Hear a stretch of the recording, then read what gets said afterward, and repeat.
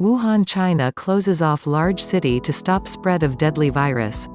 Beijing, AP, China closed off a city of more than 11 million people Thursday, halting transportation and warning against public gatherings, to try to stop the spread of a deadly new virus that has sickened hundreds and spread to other cities and countries in the Lunar New Year travel rush.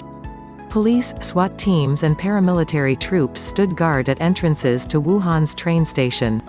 Travelers were arriving up to the last minute, with only those holding tickets for the last trains allowed to enter.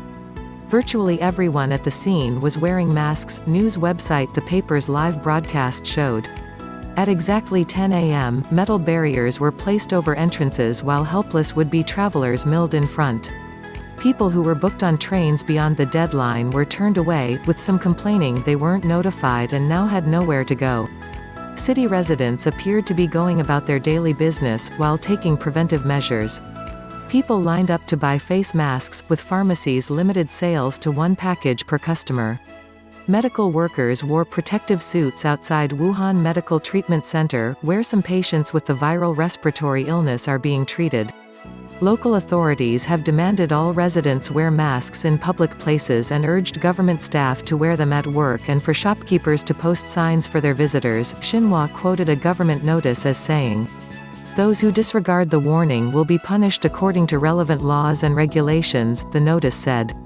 Virtually no one would be allowed to leave Wuhan, an industrial and transportation hub in central China's Hubei province. Train stations, the airport, subways, ferries and long-distance shuttle buses were closed. The official Xinhua news agency.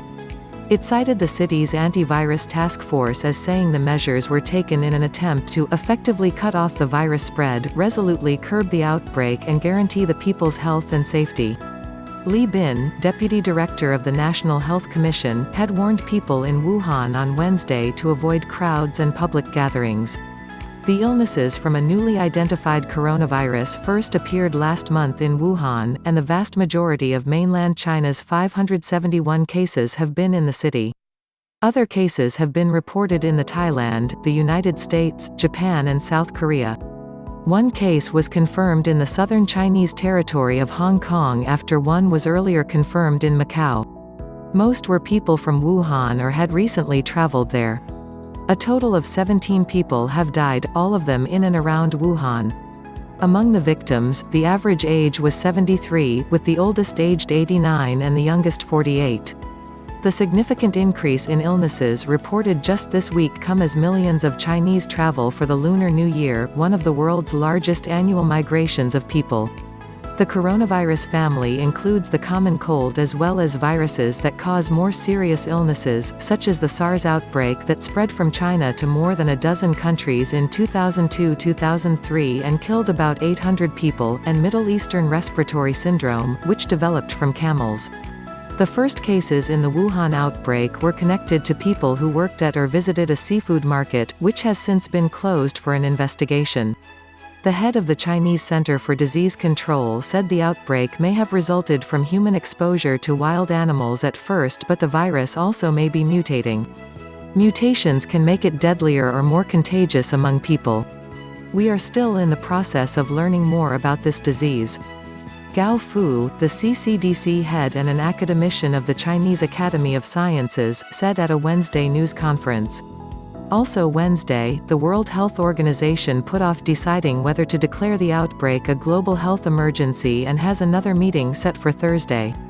We need more information. WHO Director General Tedros Adhanom Ghebreyesus said. WHO defines a global emergency as an extraordinary event that constitutes a risk to other countries and requires a coordinated international response. When asked about Wuhan's public transport shutdown, WHO Chief Tedros said authorities were likely acting to prevent transmission and mass gatherings. "We cannot say they have done something unusual," he said. Some countries have stepped up screening measures for travelers from China, especially those arriving from Wuhan.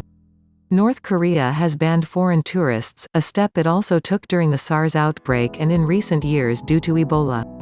China has been credited for responding rapidly to this outbreak, in stark contrast to how it withheld information for months on SARS, allowing the virus to spread worldwide. One veteran of the SARS outbreak said that while there are some similarities in the new virus, namely its origins in China and the link to animals, the current outbreak appears much milder. Dr. David Heyman, who headed WHO's global response to SARS in 2003, said the new virus appears dangerous for older people with other health conditions, but doesn't seem nearly as infectious as SARS.